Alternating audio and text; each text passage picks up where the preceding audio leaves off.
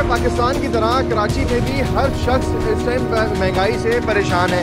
आपने देखा कि एक रोज़ पहले हम जो है वो कराची के मुख्तलिफ दुकानदारों के पास गए, जिसमें कुछ वो सब्ज़ी वाले भी थे शामिल, जिसमें मुर्गी वाले भी थे और मुख्तलिफ ग्रॉसरी की शॉप वाले भी थे।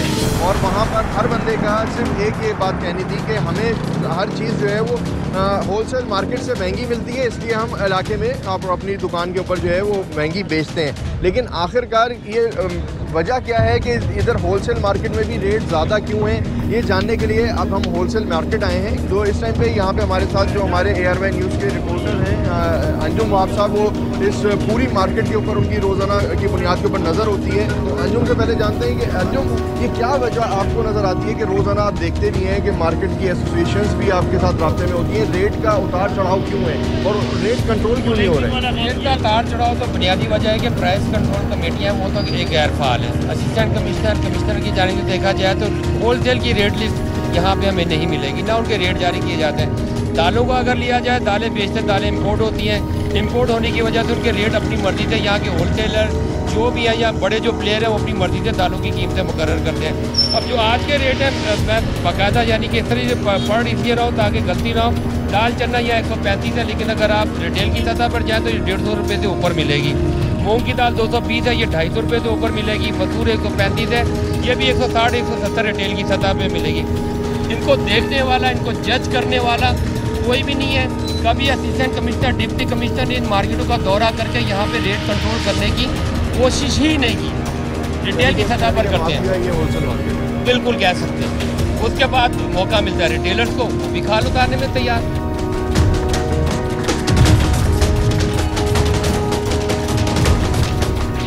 अच्छा जी, ये मार्केट के औहदेदारान हैं, ये जो होलसेल मार्केट है जिसमें जो चावल, दालें और साथ तमाम जो ग्रॉसरी के आइटम्स हैं उनकी मार्केट यहाँ पे है जोड़िया बाज़ार में। उस मार्केट के ये औहदेदार हैं, मलिक साहब हैं और आसिफ शेख साहब हैं। इनसे हम जान लेते हैं। मलिक साहब, पहले ये बताइए, लोग ये कहते हैं कि जोड़िया बाज़ार में रेट ऊपर जाने की वजह से और होलसेलर हमें रिलीफ नहीं देता, इसलिए मार्केट के रेट बढ़े हुए हैं। होलसेलर को पीछे से रिलीफ मिलेगा तो अब आपके पीछे कौन है सर?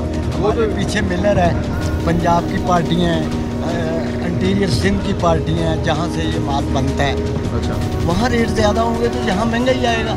यहाँ रेट देखे ना, सुबह से हम बैठे हुए, कारोबार नहीं है।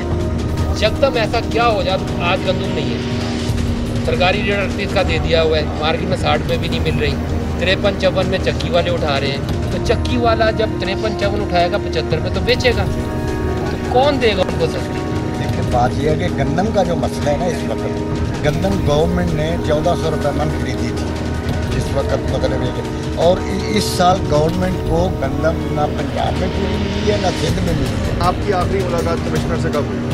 मेरा ख्याल है मेरी अभी कमिश्नर से मुलाकात मेरी हुई थी। अब मलक साहब पंजाब गए हुए थे, मेरी तकरीबन कोई 2 महीने पहले मुलाकात हुई, जब ये सोहेल साहब नहीं आए थे, नए आए थे, सोहेल राजपूत साहब नए आए थे, तो उन्होंने हमको बुलाया था, हमें भी बुलाया था, आटे वालों को बुलाया था, गंदम के सिलसिले में, आटे के सिलसिले में, कि भाई आटा जो है वो महंगा है।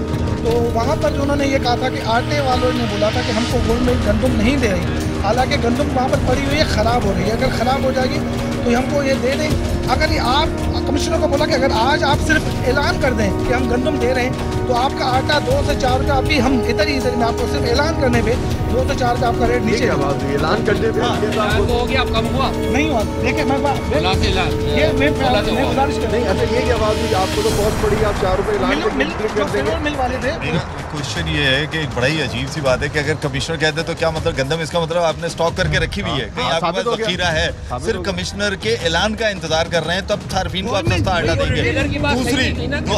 दूसरी मलिक साहब ने एक और बात बोली यहाँ पर, मलिक साहब ने एक और बात बोली कि जनाब चूंकि कारोबार बड़ा कम है और ये वो, सर बात ये है कि कोरोना का सबसे अगर बेनिफिशियल कोई है तो वो ये मार्केट है। क्यों कि ग्रोसरी के ऊपर किसी किस्म की कोई रिस्ट्रिक्शंस नहीं हुई।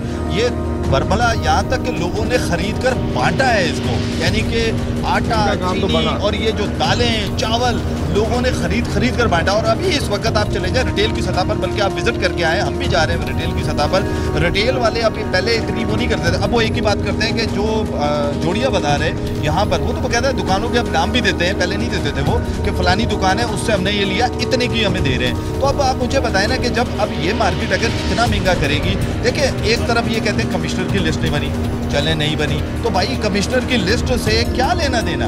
फिर वो सप्लाई कह रही है कि यहाँ पर ऐसे गोडाउन है जहाँ पर हम जा नहीं सकते, जो इनके गोडाउन हैं रजिस्टर्ड नहीं है, वो कह रही है, बेरो सप्लाई कह रही है, मेरी खुद मीटिंग हुई है उनके साथ कि भाई वो कहते नहीं जा सकते, वो पता नहीं क्यों नहीं जा सकते, ये हमें ऐसी बात ही नहीं है, ऐसी कोई नहीं, मैं आपको ये उनका मौका है कि सप्लाई को आप बुलाएं। 15 दिन बाद एक रिपोर्ट लेते हैं कि क्या रेट चल रहे हैं, वो जो इस्लामाबाद तक जाते हैं। लेते हैं ना वो तो